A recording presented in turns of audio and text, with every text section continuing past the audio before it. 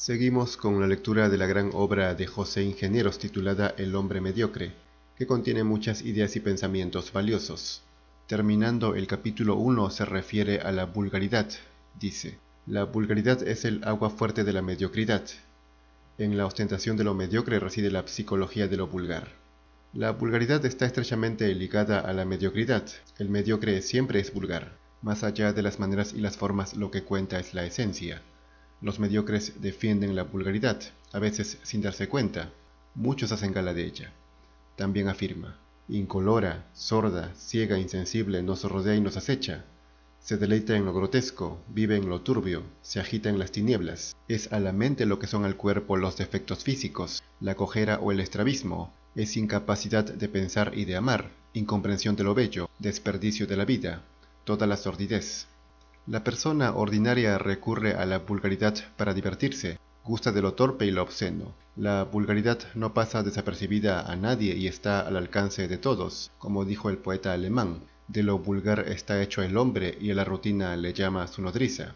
Goethe dijo en su Fausto que la diversión nos hace vulgares. Según Schopenhauer, para ser vulgar basta con ser sociable. Aseguraba que, salvo raras excepciones, uno tiene que elegir entre la soledad y la vulgaridad.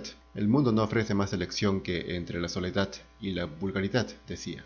También Wilde afirmó que la vulgaridad es un crimen y que es la conducta de los demás, es decir, de la sociedad. Más adelante señala Ingenieros que los vulgares están en todas partes, entre los ricos y los pobres, desde las cárceles hasta las universidades. Luego dice: en ciertos momentos osan llamar ideales a sus apetitos, como si la urgencia de satisfacciones inmediatas pudiera confundirse con el afán de perfecciones infinitas. Los apetitos se hartan, los ideales nunca. El vulgar confunde las cosas y se engaña, y es que cree que todo gira en torno a él, y por eso de todo quiere beneficiarse, ganancias. Porque es mediocre y el mediocre no tiene ideales, sino apetitos, dice.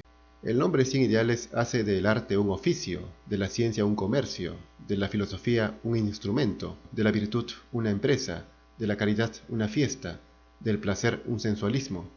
La vulgaridad transforma el amor de la vida en pusilanimidad, la prudencia en cobardía, el orgullo en vanidad, el respeto en servilismo. Lleva a la ostentación, a la avaricia, a la falsedad, a la avidez, a la simulación. Así, José Ingenieros trata la vulgaridad de manera breve. Después describe la rutina y a los rutinarios, a aquellos que se acostumbran a vivir de una manera sin cambiar. En el capítulo 2 dice: los espíritus mediocres evitan salir de la rutina y cruzar espacios nuevos.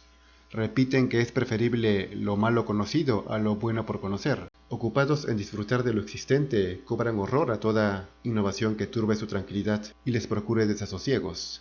El rutinario prefiere lo seguro y la comodidad, se aferra al placer temporal, se adapta al mundo, sin importarle que sea bueno o malo. Admite los prejuicios y las ideas impuestas por la sociedad, no piensa por sí mismo ni es crítico, se adecúa a lo que hace la mayoría y se contagia de lo malo, se acostumbra a lo que ve y poco a poco lo acepta, asevera. Los actos que al principio provocaban pudor acaban por parecer naturales. El ojo percibe los tonos violentos como simples matices. El oído escucha las mentiras con igual respeto que las verdades. El corazón aprende a no agitarse por torpes acciones. Es fácil contagiarse de algo cuando todos o la inmensa mayoría lo hace, pues no se acusarán entre ellos porque son muchos, sino que disimularán y hasta se disculparán. Sócrates sentenció que huir del mal es más difícil que huir de la muerte, justamente porque está en todas partes el mal, es mucho más contagioso que el bien, así como es más contagiosa la mediocridad.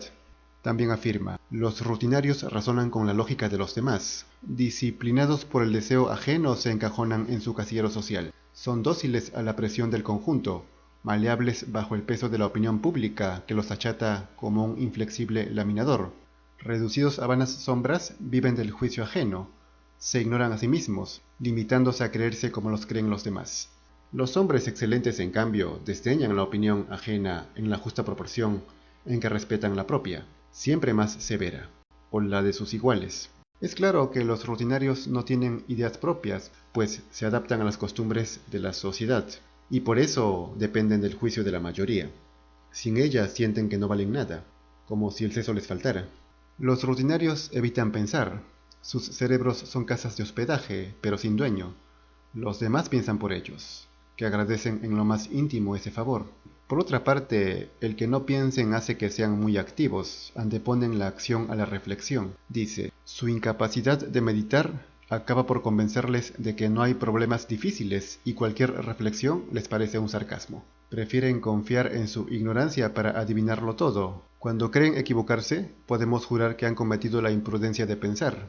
De manera que, para muchos de ellos pensar es perder el tiempo.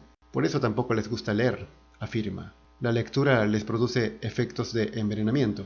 Sus pupilas se deslizan frívolamente sobre sentones absurdos. Gustan de los más superficiales, de esos en que nada podría aprender un espíritu claro.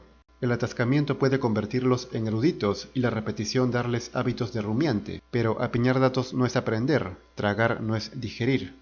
Leer les parece aburrido y si lo hacen eligen libros superficiales, porque los buenos libros no están al alcance de todos. No todos los comprenden. Dijo Bertrand Russell que se leen exclusivamente libros modernos mediocres, pero nunca obras maestras. Más adelante señala, llaman ideales a sus preocupaciones, sin advertir que son simple rutina embotellada, parodias de razón, opiniones sin juicio.